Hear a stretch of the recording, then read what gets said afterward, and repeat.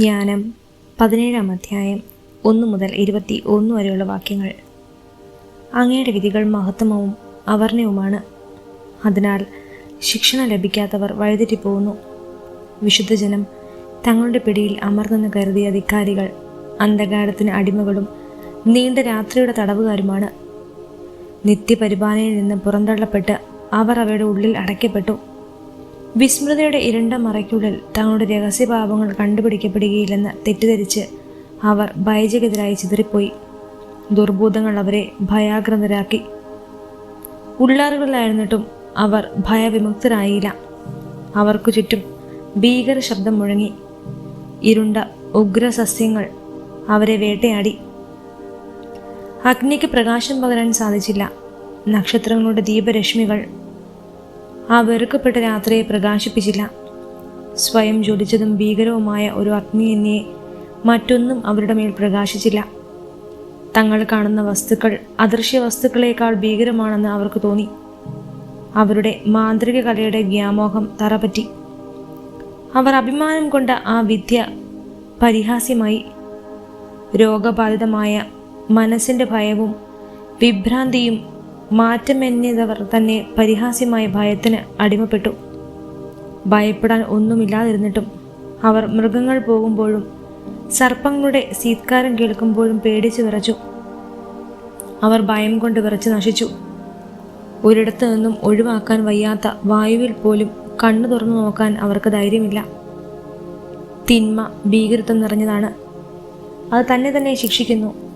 മനസാക്ഷിയുടെ സമ്മർദ്ദത്തിൽ അത് പ്രതിബന്ധങ്ങളെ പർവ്വതീകരിക്കുന്നു. ആലോചനാശീലത്തിൽ നിന്ന് വരുന്ന സഹായത്തെ ഭയം എപ്പോഴും തിരസ്കരിക്കുന്നു. സഹായം ലഭിക്കുമെന്നുള്ള ആന്തരികമായ പ്രതീക്ഷ എത്ര ദുർബലമാണോ അത്രത്തോളം പീഡനത്തിൻ്റെ കാരണത്തെക്കുറിച്ചുള്ള ആജ്ഞയെ ഭയം ഇഷ്ടപ്പെടുന്നു. അശക്തമായ പാതാളത്തിൽ നിന്ന് എത്തിയ അശക്തമായ രാത്രി തങ്ങളെ ചൂഴുന്നപ്പോൾ അവർ ഒരേ ഉറക്കത്തിൽ മുഴങ്ങി. ചിലപ്പോൾ ഭീകരഭൂതങ്ങളെ കണ്ട് അവർ ചകിതരായി. മറ്റു ചിലപ്പോൾ മനം തകർന്ന് മരവിച്ചു. കാരണം അപ്രതീക്ഷിതമായി പെട്ടെന്ന് ഭയം അവരെ ഗ്രസിച്ചു. അവിടെ ഉണ്ടായിരുന്നവരെല്ലാം ലോകനിർമ്മിതമില്ലാത്ത ഈ തടവറയിൽ അടയ്ക്കപ്പെട്ടു. കർഷകനോ ഇടയനോ ഏകാഗിയോ തൊഴിലാളിയോ ആകട്ടെ, അവർ പിടിക്കപ്പെടുകയും അനിവാര്യമായ ശിക്ഷയ്ക്ക് വിധിക്കപ്പെടുകയും ചെയ്തു. ഏവരും ഒരേ അന്ധകാരത്തിൻ്റെ ശൃംഖലയിൽ ബന്ധിതരായിരുന്നു. കാറ്റിൻ്റെ സീത്കാരമോ പന്തലിച്ച വൃക്ഷത്തിൽ പക്ഷികളുടെ കളങ്കരാവമോ പാഞ്ഞൊഴുകുന്ന ജലത്തിൻ്റെ താളമോ പാറകൾ പിളർക്കുന്ന പരിശബ്ദമോ ചാടിയോടുന്ന മൃഗങ്ങളുടെ അദൃശ്യമായ ഓട്ടമോ ഹിംസ്ര മൃഗങ്ങളുടെ ഗർജനമോ പർവ്വത ഗുഹകളിൽ നിന്നുള്ള മാറ്റൊലിയോ എന്തും അവരെ ഭയം കൊണ്ട് സ്തബ്ധരാക്കി. ലോകം മുഴുവൻ ഉജ്ജ്വല തേജസ്സേറ്റ നിർവിഘ്നം ജോലിയിലേർപ്പെട്ടപ്പോൾ തങ്ങളെ ഗ്രസിക്കാൻ വിധിക്കപ്പെട്ടിരുന്ന അന്ധകാരത്തിൻ്റെ പ്രീതികമായ ആ ഘനത്ത രാത്രി അവരെ മാത്രം ഗ്രസിച്ചു.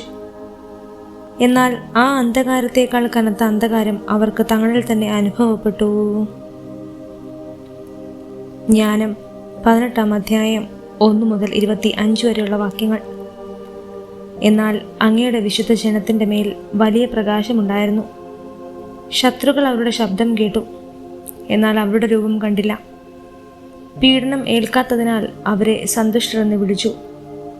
അങ്ങയുടെ വിശുദ്ധ ജനത്തോട് അവർ മുൻ ദ്രോഹങ്ങൾക്ക് പ്രതികാരം ചെയ്യാഞ്ഞതിന് നന്ദി പറഞ്ഞു. അവരോട് ശത്രുത കാട്ടിയതിന് മാപ്പ് ചോദിച്ചു. അങ്ങയുടെ ജനത്തിൻ്റെ അനിശ്ചിത മാർഗത്തിൽ ജ്വലിക്കുന്ന അഗ്നിസ്തംഭത്താൽ അങ്ങ് വഴികാട്ടി.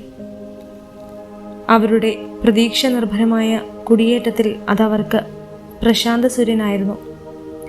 ആരിലൂടെ ലോകമെങ്ങും നിയമത്തിൻ്റെ നിത്യപ്രകാശം പരതേണ്ടിയിരുന്നോ ആ മക്കളെ ബന്ധനസ്ഥരാക്കിയ അവരുടെ ശത്രുക്കൾക്ക് പ്രകാശം നിഷേധിക്കപ്പെടുകയും ഇരുളിൻ്റെ തടവറയിൽ അടയ്ക്കപ്പെടുകയും ചെയ്തത് അവർ അർഹിക്കുന്നത് തന്നെ.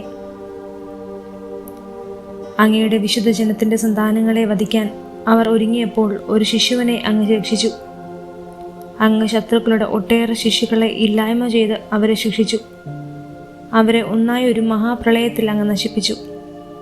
തങ്ങൾ വിശ്വസിച്ച വാഗ്ദാനത്തിൻ്റെ പൂർണ്ണ ജ്ഞാനത്തിൽ ആനന്ദിക്കാൻ ഞങ്ങളുടെ പിതാക്കന്മാർക്ക് ആ രാത്രിയെക്കുറിച്ച് അങ്ങ് മുന്നറിവ് നൽകി. നീതിമാന്മാരുടെ മോചനവും ശത്രുക്കളുടെ നാശവും അങ്ങയുടെ ജനം പ്രതീക്ഷിച്ചു. ഞങ്ങളുടെ ശത്രുക്കളെ ശിക്ഷിച്ചത് വഴി ഞങ്ങളെ സ്വന്തം ജനമായി അങ്ങ് മഹത്വപ്പെടുത്തി. സജ്ജനങ്ങളുടെ വിശുദ്ധ സന്തതികൾ രഹസ്യമായി ബലിയർപ്പിച്ചു. ഏക മനസ്സായി ദൈവിക നിയമം അനുസരിച്ചു. അങ്ങനെ അങ്ങയുടെ വിശുദ്ധർ ഭാഗ്യഭാഗ്യങ്ങളെ ഒന്നുപോലെ സ്വീകരിച്ചു. അവർ പിതാക്കന്മാരുടെ സ്തുതികൾ പാടുകയായിരുന്നു. അവരുടെ ശത്രുക്കളുടെ രോദനത്തിൻ്റെ കോലാഹലം മാറ്റൊലി കൊണ്ടു. സന്താനം നഷ്ടപ്പെട്ട അവരുടെ ദീനവിലാപം വിദൂരങ്ങളിലും വ്യാപിച്ചു. അടിമയും യജമാനും ഒരേ ശിക്ഷ അനുഭവിച്ചു. രാജാവും പ്രജയും സഹിച്ചത് ഒരേ നഷ്ടം തന്നെ. എല്ലാവർക്കും ഒരുമിച്ച് ഒന്നുപോലെയുള്ള മരണം.